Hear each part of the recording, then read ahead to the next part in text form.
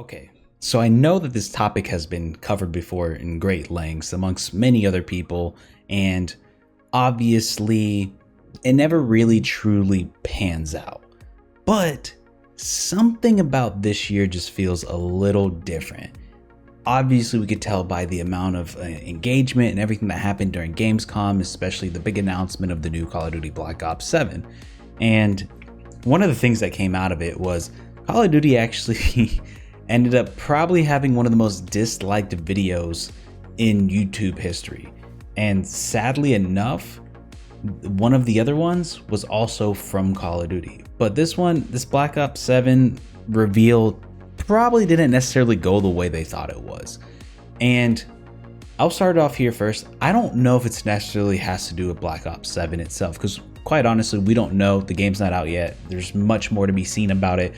People haven't played, the average public hasn't played it yet. I think Black Ops 7 and all the hate that it's receiving is mostly due to the fact that it's more so Call of Duty as a whole and not so much Black Ops 7, and people just being fed up with the entirety of the franchise.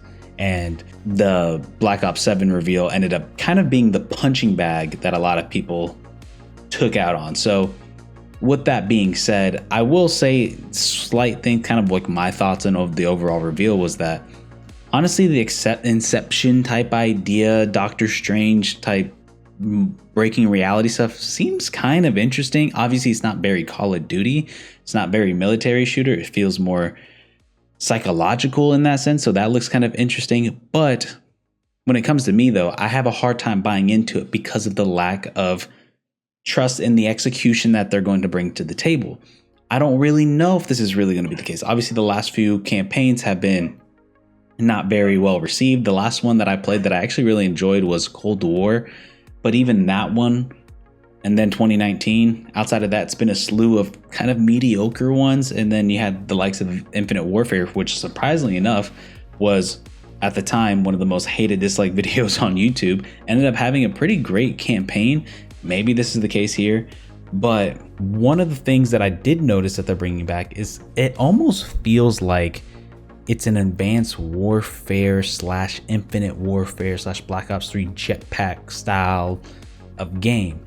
And I don't think that really resonates with people. Obviously, when you look back at that run and that era of Call of Duty, it was probably when they were at their lowest and they needed something like a Modern Warfare 2019 to really bring it back to the heights of where it was. And also too, it looks like they're going to be bringing back some characters from the previous Call of Duty, specifically Black Ops 2. This is supposed to be a spiritual successor, or I guess a direct successor to Black Ops 2 in 2025. It's taking place in 2035.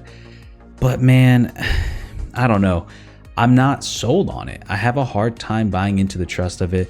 I thought Black Ops 6 was going to kind of wheel me back in and kind of grind those gears that I've been feeling since Cold War. But quite honestly, Cold War was like the last, and I know that's a little bit more of a controversial take, but Cold War was the last Call of Duty I really enjoyed. And before that, it's actually, you know what, I was a big fan of Black Ops 4. But just looking at this game, man, it just looks like a mobile game. The amount of monetization that it looks horrid, man. It looks like a mobile game. The amount that they're just splashing your face. Get this pack and this pack and this pack and pre-order today. You're going to get this pack and this pack and this. And it's like, dude, you guys aren't reading the room. People are tired of it. It's the constant amount of shoving this sort of slop cosmetic skins down everybody's throat, and they're not even hiding it anymore. It just feels like a constant push of a new skin, get this skin. It's like as soon as the trailer is over, they spent 30 seconds just pimping out the next skins that you're gonna get. And I couldn't help but look like, man, this looks like a Chinese mobile game. Like, what are we doing here? And it just feels like instead of focusing on fixing the core issues, things like anti-cheat, you know, fixing the overall gameplay of what people enjoy, the horrible, super strong skill-based matchmaking. And I'm not somebody who really complains about it too much because you see it in other games and whatnot, but something about that Call of Duty skill-based matchmaking is just different. It's worse, unlike anything you see before. But it feels like they desperately need a reset on the franchise. And I don't know if they're really going to do that. Obviously, they're going to keep the yearly releases going, but I honestly think if there's any point in time now, Call of Duty desperately just needs to stop making game even for 1 year, something. They've been going straight for like, what, 15, 20 years, I want to say. It's like, when is enough enough? Game development is getting more expensive, more complicated than it ever has been before. And quite honestly, you're losing a lot of the fan base, and hopefully this is a wake-up call. And now this leads me into the second half of this. Basically, the title of this video is, now here comes Battlefield 6. The only one, everybody wants to say Call of Duty killed or this, Call of Duty killed or that. Realistically, the only one that's ever been able to get remotely close to Call of Duty was Battlefield. It's the only one that has the funding, the money, the player base, the size, the marketing, everything. It's EA and Battlefield. And we saw something like this before with Battlefield 1 coming out at the same time as Infinite Warfare. And Battlefield 1 was one of the most successful Battlefields to date. It was immensely successful. I don't know if it beat out Infinite Warfare in that case, but it offered something completely different from what you were getting on the other side of the fence. Now, even though Battlefield 1 has received so much immense success from that, I think one of the things that probably hindered it a little bit is, while people enjoyed the idea that we're going back to boots on the ground, meanwhile you had Call of Duty where you had jetpacks flying all over the place, it was World War I. And I think that was a hard pill to swallow for some people. I think people enjoyed it at times, and the immersion was great, and it was an amazingly built game. But I think obviously what people really want was the modern warfare, Battlefield 4, Battlefield 3, Battlefield 2, the Modern Warfare series, the original Black Ops. I think people wanted that. So people were willing to obviously try out Battlefield, go back to this boots on the ground thing, and it worked out immensely. Now, here's where I think is different, is now Battlefield going through their own bumps, ups and downs with the release of Battlefield 5, and then obviously the absolute disaster of 2042. They hit a reset mode. They had the longest gap I think they've ever had between Battlefields in releasing in Battlefield 6 and going back to the roots of why people fell in love with this game. And then meanwhile, you have Call of Duty that continues to go down this direction. Now, obviously something like Black Ops 7 was already in the works, so there's nothing, and you didn't really know what Battlefield 6 was going to be, but they took the time, DICE and Battlefield Studios, everybody involved, why was Battlefield 3 and Battlefield 4 so beloved? And they went back to that. And then to top it all off, you have your main competitor probably at its lowest point.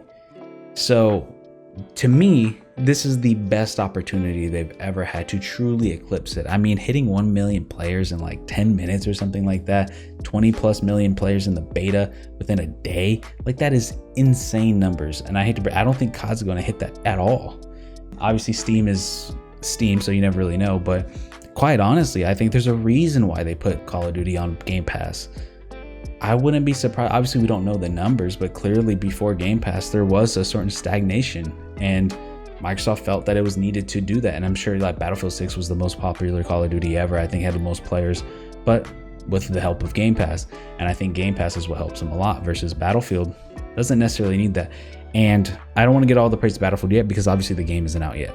But clearly they have the most unique opportunity in probably in modern gaming, FPS gaming history, to take down the big giant that is the COD. And obviously we're gonna have to wait for how EA is gonna do the monetization. The good thing is it feels like EA's kind of gone through these bumps and bruises throughout the years, not just with Battlefield, but also with Star Wars Battlefront 2, that disaster of the monetization and the era of loot boxes and stuff. And I will say too, 2042 didn't feel egregiously monetized. Not really at all, honestly. If they can keep that kind of same path, I think a lot of people enjoy it, because I don't think people necessarily, the general public, doesn't mind skins, but it's when you're thrown in your face, you're losing the immersion of the game. Having guys like Beavis and Butthead and Nicki Minaj and Teenage Mutant Ninja Turtles and Invincibles and all this other stuff in your game, it's like, what is this game now? It just feels like you're trying so hard to be Fortnite, but when the game first launches, you try to be this grounded, hardened military shooter, and then literally within 3 months, you're completely different. So now there was talks recently, and I hope it doesn't happen, that Battlefield's going to go into a yearly cycle like COD. But please, please do not do that. Learn from the mistakes of your competition and look at what you did to do so well. You took a time to realize, like, self-reflect, okay, boom, now you're about to have, I'm going to say it might be the most successful Battlefield. I think it has the most hype, the most like pre-launch kind of discussion and desire, anticipation than probably since Battlefield 4, and that was riding off the coattails of the success of Battlefield 3. And even Battlefield 3 had a great build up to the release, especially with a very successful open beta. I just don't know if going to this yearly cycle is going to be good. I think, to me, it is the big reason why COD is slowly starting to kill itself. I don't think anybody's going to kill COD but itself. It's just going to take the momentum of something else to take advantage of it, which Battlefield is doing at this moment. COD at this point, they're in a tricky situation, you know, because they have so many identities. They've changed the formula. They've changed this so much. It's even kind of hard to go back to its roots, because what is its roots?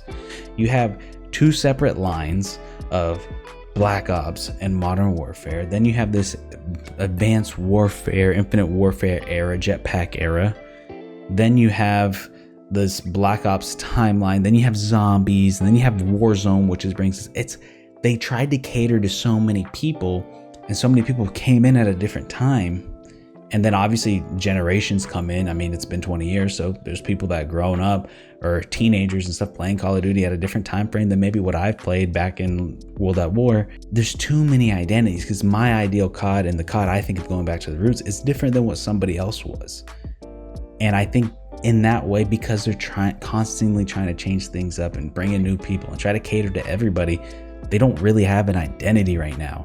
And they're in a severe crisis. They were able to bounce back from that in the Modern Warfare 2019, but that's been 6 years. It's been 6 years. And even then, that's changed a lot. There was no Warzone then. So quite honestly, I don't really know what they're going to do.